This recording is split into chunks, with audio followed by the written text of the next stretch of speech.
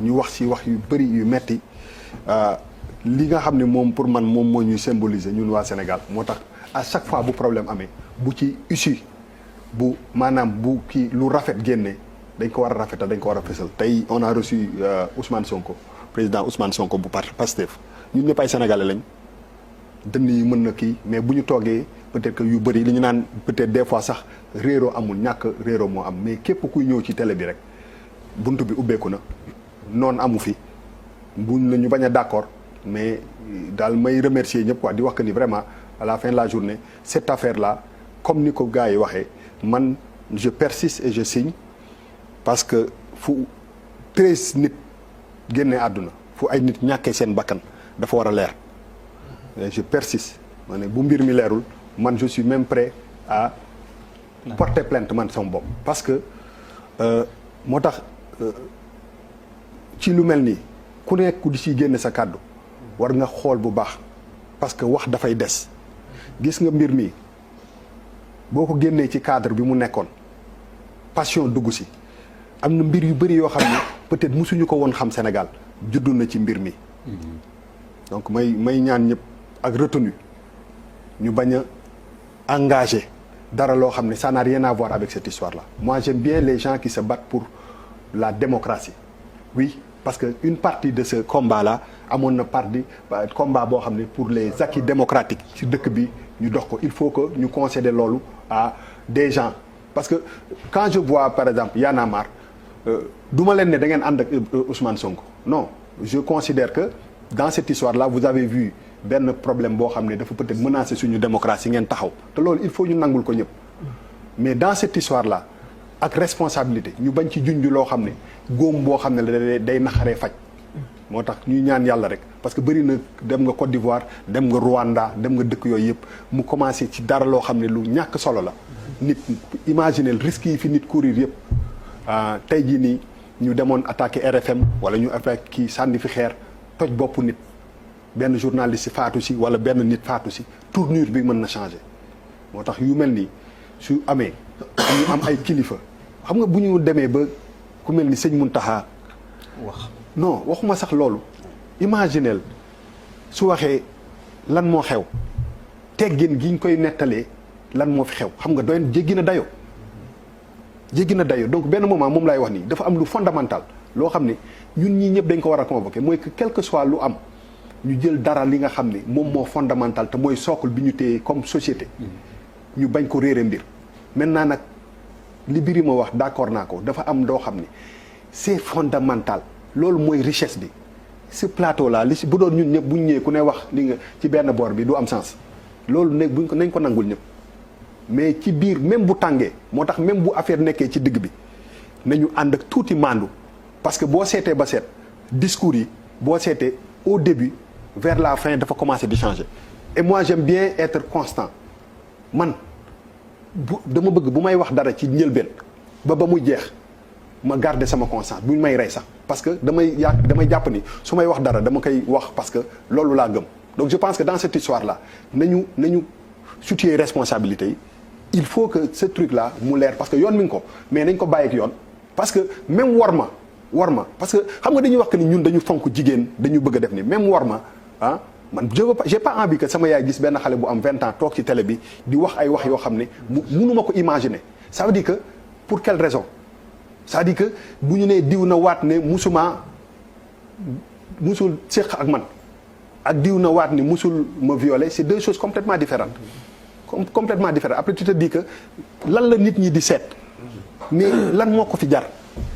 ba nga xam ne ñuy am kerse ñun ñii ñëpp ay xam nga da ngay toog di seetaan ak say doom télé sax dara benn affaire dem sax ñoom ñu def nii parce que loolu lañ ñu yaree mais loolu base yooyu ak fondement yooyu buñ ko perte lan lañ mooy dese donc quelque part pour man lépp lu problème mënti am dafa am loo xam ne muy li ñu moom dañu ko war a njëkk a jiital teg ko ba pare ne kenn du ko laal garder ko maintenant nag autour de ça ku nekk war nga am sa position mais dans cette histoire là il faut mu leer parce que mi ngi si yoon loxo yoon Ousmane Sonko d'accord na dem kii Adji Sarr d'accord na dem mais ñu bàyyi ko foofu mu continuer pour war ma réew mi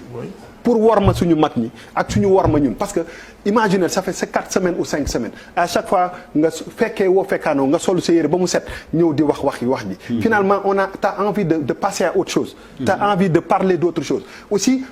Charles dafa wax benn affaire bu am solo benn moment aussi même ñun man ça me fait de la peine maintenant may ñëw chaque semaine ma ñëw di wax ci loo xam ne wax fa dëgg yàlla à la limite day dem ba tuutil la ci ay termes ay wax yu kii dañ leen xaw a quand même récupérer li nga xam ne ñun ñoo ko moom mais li ci des comme yoon dugg na si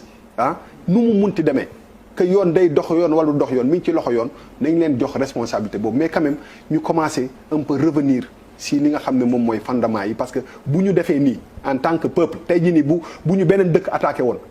ñaanu ma ko yàlla ñun ñii ñëpp ay sénégalais la ñuy doon te loolu je pense que dafa am solo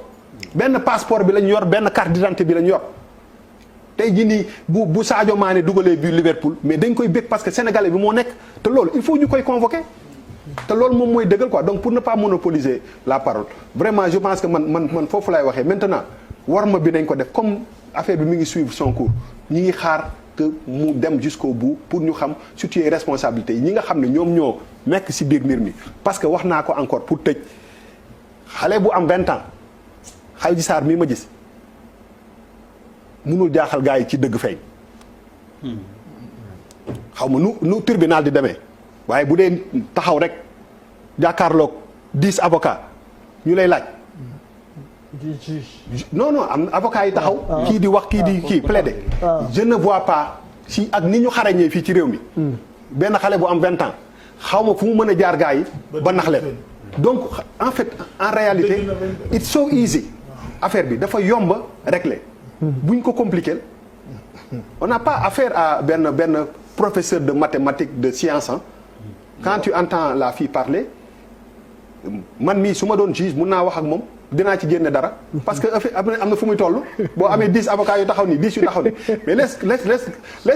let's fight man dëgg la loo kam combat bi. yow léegi juge nga. non mais xam nga fi may waxee quoi donc quelque part pour man lu simple la ñu jël compliqué ko quoi. et buñ ko jéemee compliqué day mel ni dara dafa nekk ci ginnaaw. waaw merci. voilà donc dañ leen delloo ci suñu warma bi. wax nga vraiment ci suñu réew mi ba leen di gërëm. sur les deux personnes bizarrement boo déggee seen wax.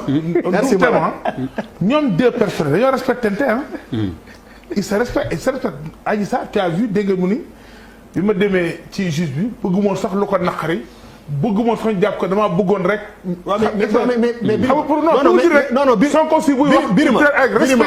Birima je suis les deux se respectent. non Birima ñun supporters yi ñoo vulgaire. Birima Ndiaye ñu supporters yi les deux se respectent. Birima Ndiaye